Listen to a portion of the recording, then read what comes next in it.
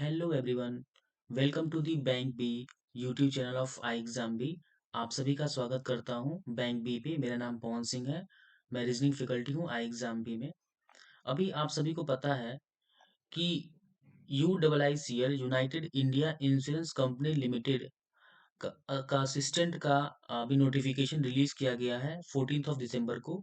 And 18 दिसंबर से लेके 6 जनवरी तक इसका फॉर्म फिलिंग का डेट है।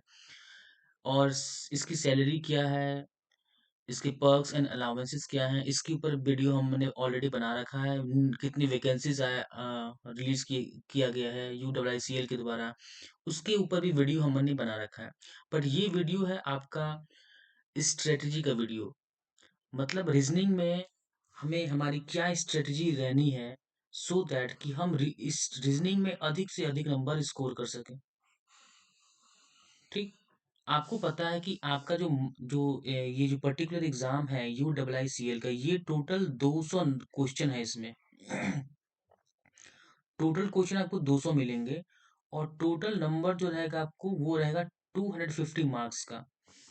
और आपको इसके लिए दिए गए हैं 2 आवर्स का। एंड सिंस ये एक असिस्टेंट लेवल का एग्जाम है, तो इसका लेवल जो है आपका SBI क्लर्क मेंस लेवल का रहने वाला है, या IBPS क्लर्क मेंस, या RBI असिस्टेंट मेंस लेवल का रहने वाला है। सो ये बेसिकली इसका जो लेवल रहेगा UIICL एग्जाम का, वो SBI क्लर्क मेंस का, IBPS क्लर्क मेंस का, RBI असिस्टेंट मेंस का जो लेवल है वही इसका लेवल रहने वाला है। और आप में से अगर किसी स्टूडेंट ने SBI क्लर्क या IBPS क्लर्क मेंस में कभी भी कोई भी एग्जाम दिया होगा, तो उसको पता होगा कि लेवल क्या रहता है। मतलब लेकिन इसमें एक चीज और भी है कि आपके पास टाइम काफी कम है। 2 घंटा है, 2 घंटे में आपको 200 क्वेश्चन करना है। उसमें क्वांट में भी आपको 40 क्वेश्चन करना है। तो क्वांट और रीजनिंग का सेक्शन ऐसा सेक्शन है जिसमें सबसे अधिक आपको टाइम देने होंगे। सबसे अधिक टाइम इन्हीं दो सेक्शन में लगेंगे। अब देखिए, अब मैं आगे चलता हूँ कि सिलेबस क्या है रीजनिंग का। रीजनिंग का सिलेबस क्या है। ये है रीजनिंग का सिलेबस। रीजनिंग का सिलेबस एज इट इज है, जो बैंक का एग्जाम है। क्योंकि UIICL असिस्टेंट का एग्जाम का पैटर्न एज इट इज है, जैसे बैंक के जो एग्जाम्स होते हैं, जैसे SBI के, IBPS के जो सिलेबस है, वो डिट्टो यही सिलेबस UIICL का भी है।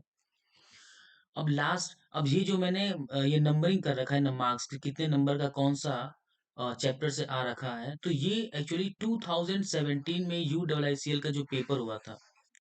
UIICL का पेपर काफी दिनों बाद, मतलब काफी इस सालों बाद हो रहा है। और इस बार 2024 में ये एग्जाम कंडक्ट होने वाला है। सो उसके पहले 2013 में हुआ था। सो ये 2017 में जो अ, कितने नंबर का कौन सा टॉपिक आया था, मैंने वो नंबर, मतलब वो मार्क्स लिख के लाया हूँ मैं।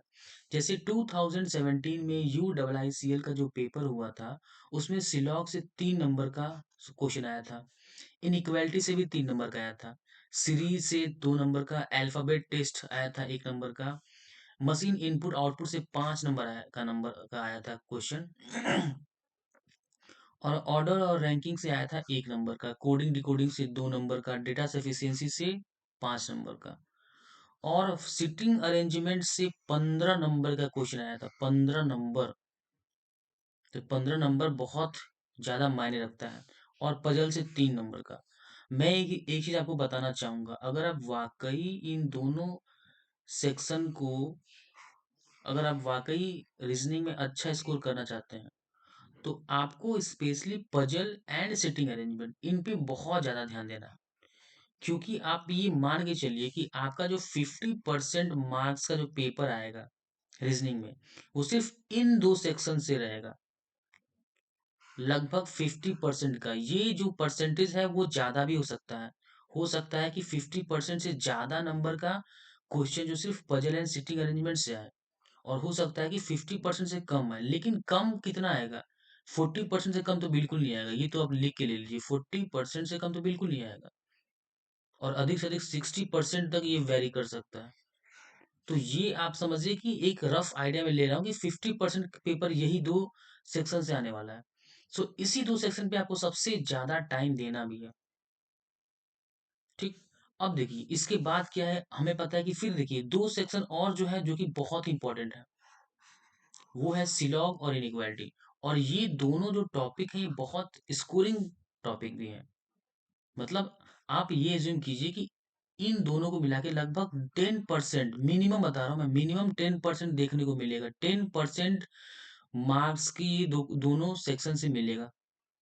ये मैं मिनिमम लेके चल रहा हूँ, इतना तो आपको मिलेगा ही मिलना है, सिलॉग और इनइक्वालिटी से। फिर आते हैं हम आपका कुछ टॉपिक्स हैं जो कि काफ़ी इंपॉर्टेंट, जैसे कि मशीन इनपुट आउटपुट और कोडिंग डिकोडिंग। तो देखिए मशीन इनपुट आउटपुट जो है, अभी देख आपने देखा कि 2017 में 5 नंबर का आया। कोडिंग डिकोडिंग में देखिए 2 चीज़ होता है, एक होता है चाइनीज़ कोडिंग डिकोडिंग, ठीक? चाइनीज़ कोडिंग डिकोडिंग होता है।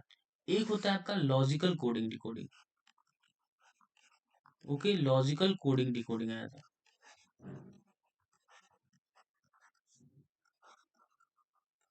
तो इसमें क्या है कि जो 2017 का पेपर था यूआईसीएल का, तो उसमें जो 2 नंबर के क्वेश्चन आए थे, वो एक्चुअली चाइनीज़ कोडिंग डिकोडिंग आया था। लेकिन मैं आपको ये सजेस्ट करूँगा कि सिर्फ़ चाइनीज़ कोडिंग डिकोडिंग के भरोसे मत रहिएगा।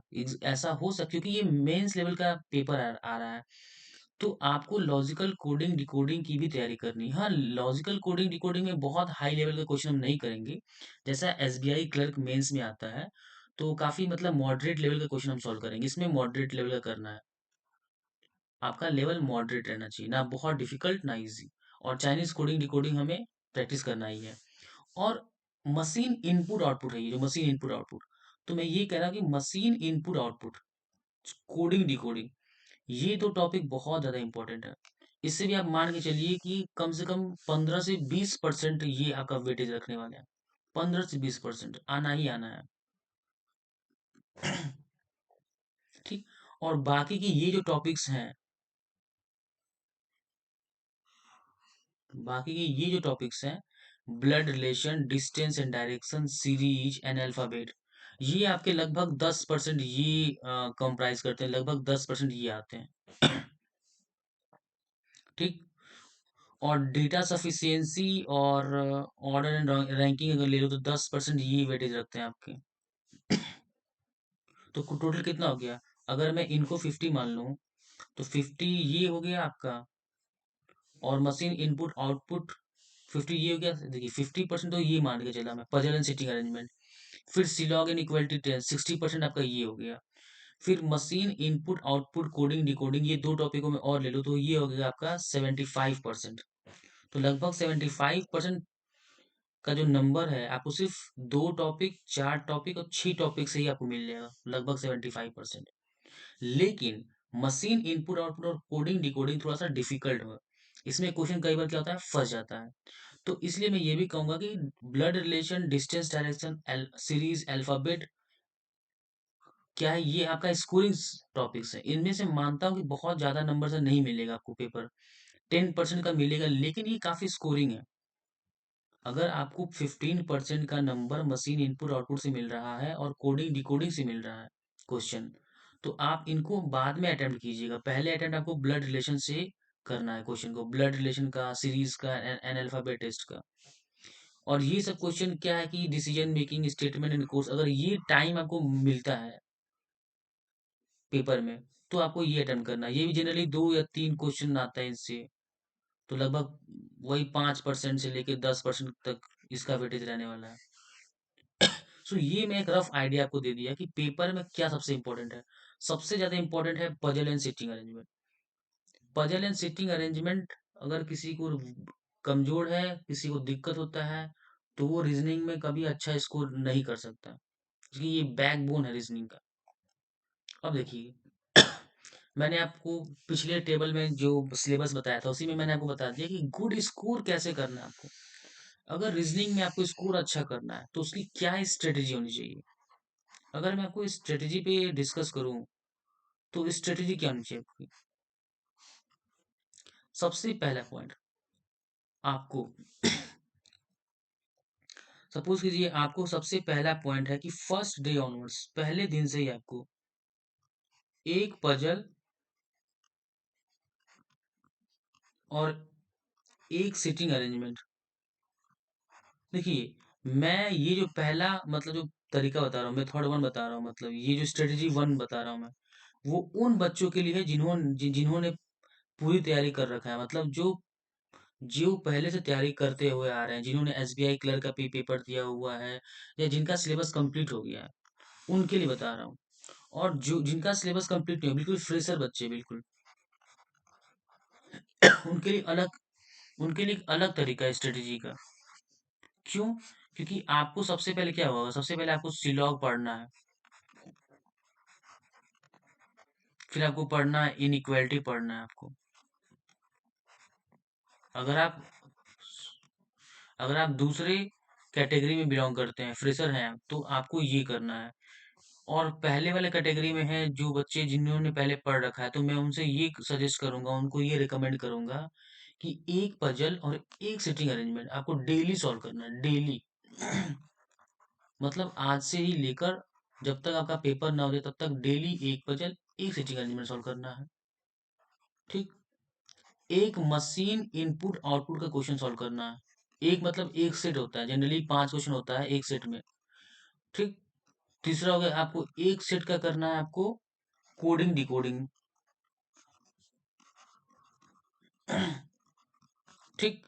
देखिए, ये मैं बता रहा हूँ आपको, एक दिन आपको ये काम करना, सिर्फ इतना करना है बस। देखिए, इसमें भी क्या है कि ये जो पोर्शन है, मतलब एक पजल और एक सिटिंग अरेंजमेंट, ये तो डेली करना है आपको। डेली करना मतलब डेली, इसमें तो कोई मतलब एक्सक्यूज नहीं देना है। ठीक। लेकिन बाकी मैं क्या कह रहा हूँ आपको कि बाकी को देखिए कैसे करना है आपको। अब जैसे ये हो गया आपका, एक हो गया आपका सिलॉग, एक हो गया आपका इनइक्वालिटी। ओके। और एक हो गया आपका सिलॉग इनइक्वालिटी हो गया। और कौन कौन सा चैप्टर इसमें दे रखा है, ऑर्डर एंड रैंकिंग है आपका, डिस्टेंस डायरेक्शन ब्लड रिलेशन। देखिए, ब्लड रिलेशन है आपका, ऑर्डर एंड रैंकिंग भी है आपका इसमें। तो मैं ये कहूंगा कि ऑर्डर एंड रैंकिंग हो गया आपका, ऑर्डर एंड रैंकिंग हो गया आपका, ब्लड रिलेशन हो गया आपका। तो आपने ये करना है कि सिलॉग, देखिए सिलॉग में आपको भी पता, सिलॉग हो गया, इनइक्वालिटी हो गया, 5 क्वेश्चन सिलॉग के कर लीजिए, 5 इनइक्वालिटी कर लिया आपने, 2 क्वेश्चन ऑर्डर एंड रैंकिंग कर लिए, 2 आपने इसके कर लिए। लेकिन ये जो सेकेंड वाला जो पोर्शन है ना, इनमें ज्यादा टाइम नहीं लगता है, इसलिए इसलिए मैं आपको ये कहूंगा कि सेकेंड वाला पोर्शन क्या कीजिए कि देखिए, एक दिन आपको पजल सिटिंग डेली करना है। ठीक। इसको मैं अलग कर देता हूँ, और रुकिए मैं कलर से कर देता हूँ इसको। मैं क्या कह रहा हूँ कि पजल और सिटिंग अरेंजमेंट आपको डेली सॉल्व करना है, डेली करना है। और ठीक ये करना है। और एक दिन क्या करना है आपको, एक दिन करना है आपको पजल और सिटिंग अरेंजमेंट के साथ मशीन इनपुट आउटपुट भी करना है, कोडिंग डिकोडिंग करना है। ठीक। और दूसरे दिन क्या करना है आपको, देखिए, फर्स्ट डे ये करना है, सेकेंड डे आपको ये करना है। इसमें भी मैं लिख देता हूँ आपका 1 puzzle and 1 sitting arrangement. And तीसरे दिन क्या करना है, आपको तीसरे दिन क्या करना है कि again 1 puzzle plus 1 sitting arrangement. और देखिए, अब इसमें आपको क्या करना है, इसमें आपको करना है आपका data sufficiency series alpha test. अब जो रिमेनिंग बच गया क्या,